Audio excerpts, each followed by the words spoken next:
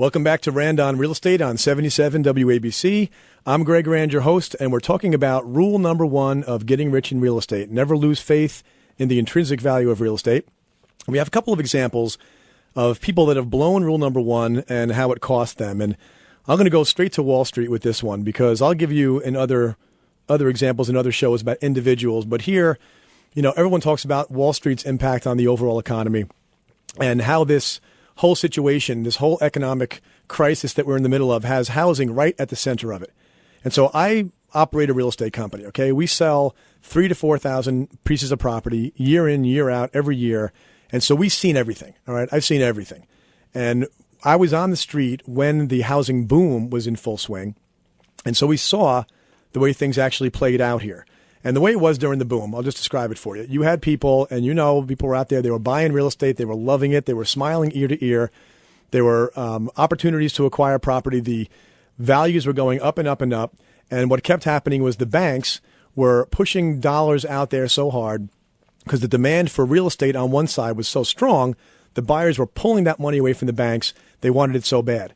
But on the other side, you had Wall Street pushing, okay? Wall Street had invented this new marketplace of mortgage-backed securities that they were trading and leveraging and creating new instruments. I think of them as poker chips.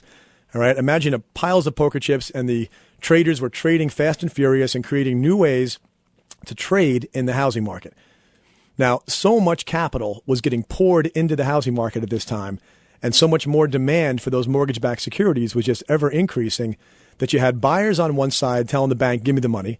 You had lenders on the other side. You had Wall Street saying, give them the money. Here's more millions. Here's more billions. Loan the money out. And the problem was there was this pesky little thing in the middle, this bottleneck, where the money that wanted to go out and the money that wanted to be borrowed was so great, but they couldn't lend enough. And you know what that was? That was those annoying underwriting guidelines, the guidelines that banks use to figure out whether you qualify for a mortgage. At the end of the day, darn it, there just aren't enough people that qualified for the mortgage. So what do you think they did?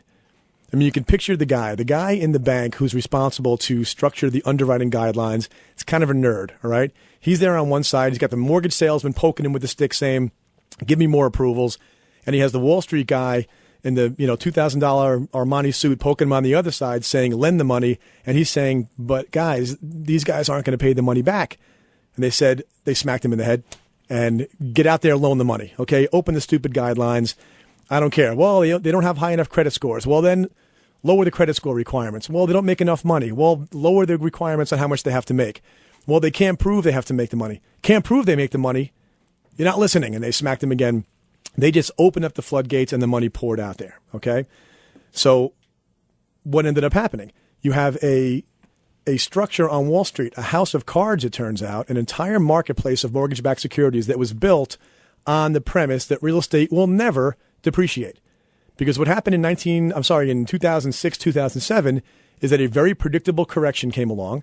All right. Now, everybody in real estate knows, everybody in the world knows. If you asked any of these people 5 years ago, is the real estate market cyclical? You know what they'd say? They'd say, well, yes, the real estate market operates in cycles. Yes, the market's cyclical.